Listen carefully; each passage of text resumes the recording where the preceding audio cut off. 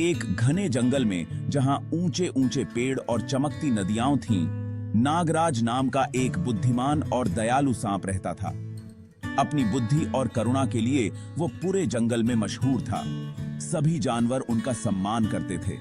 नागराज एक सुंदर गुफा में रहते थे जो चमकते रत्नों से सजाई गई थी, लेकिन उनका दिल सभी जीवों के लिए प्यार से भरा था, चाहे वो बड़े हों या छोटे।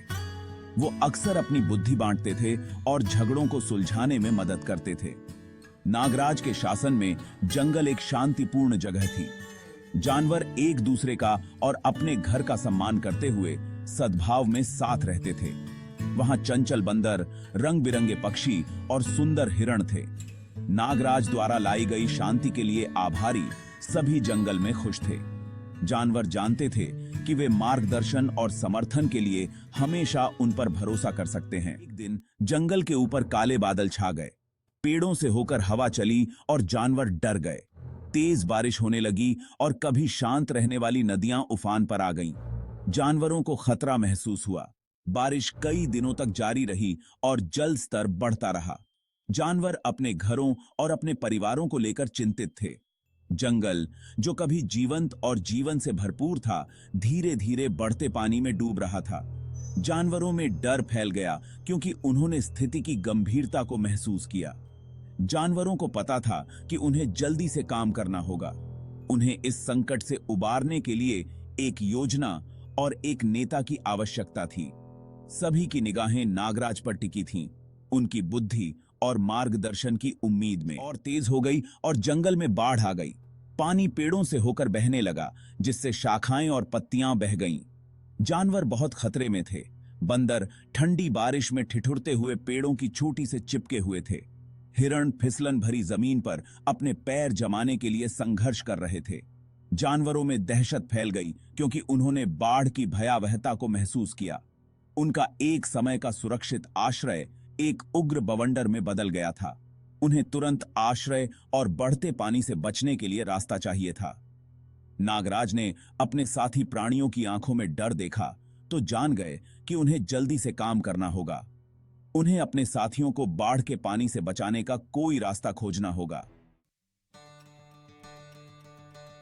मेरे दोस्तों, हम एक बड़े खतरे का सामना कर रहे हैं, लेकिन अगर हम साथ मिलकर काम करें तो हम इस चुनौती से पार पा सकते हैं। नागराज के शब्दों से प्रेरित होकर जानवरों ने अपने मतभेद भुला दिए। वे जानते थे कि एकता ही उनके बचाव की एकमात्र उम्मीद है। गिलहरी और पक्षी टहनियां इकट्ठा करते थे, जबकि हाथी और गैंडे अपनी ताकत से बड़ी शाखाओं को तोड़ते थे। जानवर अथक परिश्रम करते रहे। उनका डर जीवित रहने के साझा दृढ़ संकल्प में बदल गया। उन्होंने एक दूसरे की मदद की। ताकतवर ने कमजोर का साथ दिया। उन्होंने मिलकर एक विशाल बेड़ा बनाया जो हर एक जानवर को सुरक्षित ले जाने के लिए काफी बड़ा था। नागराज ने इस प्रयास का निरीक्षण किया। उनके दिल को अपने साथी प्राणियों को एक साथ काम करते देख गर्व महसूस हुआ। जैसे जैसे बाढ़ का पानी बढ़ता गया, जानवर बेड़े पर चढ़ते गए।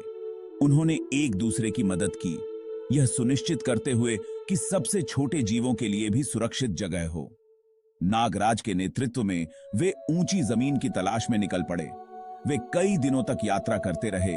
अंततः भीषण बारिश कम होने लगी। अंत में उन्होंने दूर एक पहाड़ की चोटी देखी। उनके थके हुए दिलों में उम्मीद जागी। एक साथ काम करते हुए उन्होंने बेड़े को पहाड़ की ओर मोड़ा और अंततः सूखी भूमि पर पहुंच गए।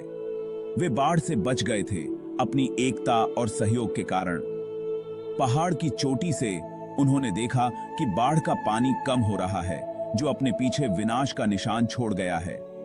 कठिनाई के बावजूद वे बच गए थे, जो एकता की शक्ति का प्रमाण था। नागराज के नेतृत्व में जानवरों ने अपने नए घर में अपने जीवन का पुनर्निर्माण शुरू कर दिया। उन्होंने एकता और सहयोग के महत्व के बारे में एक बहुमूल्य सबक सीखा। मेरे दोस्तों, हमने एक भयानक खतरे का सामना किया, लेकिन हमने इसे पार कर लिया क्योंकि हमने साथ मिलकर काम किया। इस अनुभव ने हमें दिखाया है कि एकता हमारी सबसे बड़ी ताकत है। इस अनुभव से विनम्र जानवरों ने हमेशा उस सबक को याद रखने की कसम खाई जो उन्होंने सीखा था। वे समझ गए थे कि एक साथ मिलकर वे किसी भी बाधा को पार कर सकते हैं।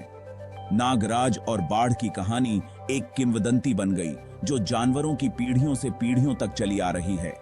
इसने एकता में पाई जाने वाली ताकत और जरूरत के समय एक दूसरे की मदद करने के महत्व की निरंतर याद दिलाई।